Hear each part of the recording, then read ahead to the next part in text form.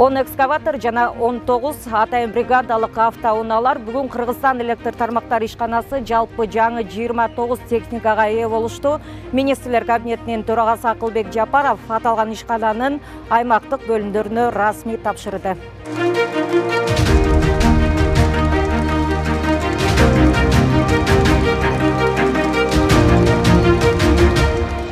Бул атайын техникалар бул жылга коюлган капиталдык курулуш планына ылайык Кыргызстан улуттук электр тармактары жана электр станциялар ачык акционердик коому тарабынан сатып алынган. 10 экскаватор жана 19 бригадалык атайын автоунаалардын жалпы суммасы 112 миллион сомдон ашкан.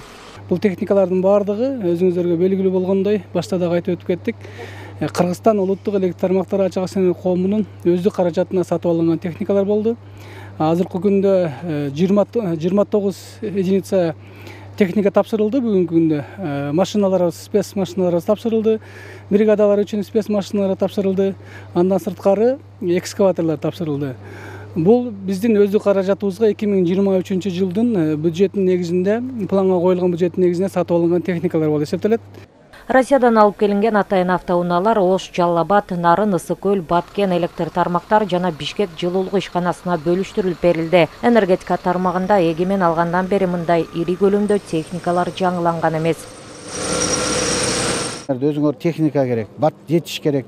Ичине трансформатор, же болбосо башка оборудование, выключатель салып алып, анан өзүнчө бизде бир жерге аварияга барганда өзүнчө бир бригада болот. Мастер болот, производитель болот, анан бир 3 монтер болот. Мына өзүңөр көрүп атасыңар, артында 4 киши, астына дагы 2 киши водитель менен ошол 7 киши, 7 орунду машина да ошондой айткан. Биздин ичинде кыш кран чилдесинде биз иштейбиз, өзүңөр билесиңер, жылуу жок. Мунун ичинде бүт печкасы менен альтернативный өзүнчө материал, өзүнүн защитный средстваны коюп алган, өзүнчө артында өзүнчө будкасы.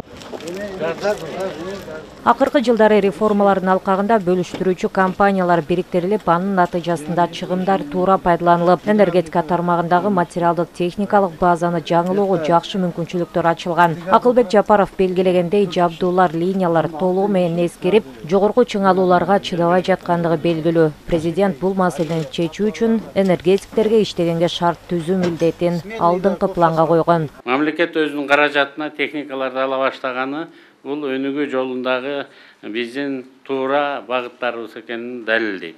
Адистештирилген техникалар энергетика тармагындагы кызмат көрсөтүүлөрдүн сапатын бир топ жогорулатат жана ошого үлгү түзөт. Электр менен камсыздоонун коопсуздугун жана ишенимдүүлүгүн дагы жакшыртат деп биз ишенебиз.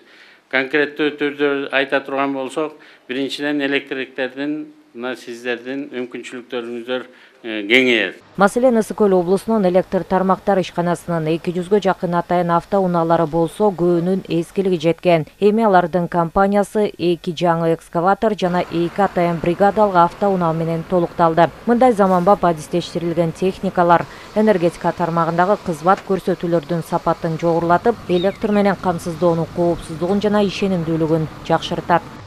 90 жылдан берки, мындайда айта келсек, 80 жылдан берки техникалар менен ушунга чейин иштеп келгенбиз да. Бизден бияктан жогорку жетекчиликке чоң рахмат. Ошо жалгыз эле бул бизди эмес, болгон ошо Кыргызстандын электр тармактар ишканасына ошо техникаларды бөлүштүрүп берип атат. Бул бизге өтө чоң жардам көргөзөт, себеби техниканын баары жаңы. Булар баягы заманбап техника болуп атат.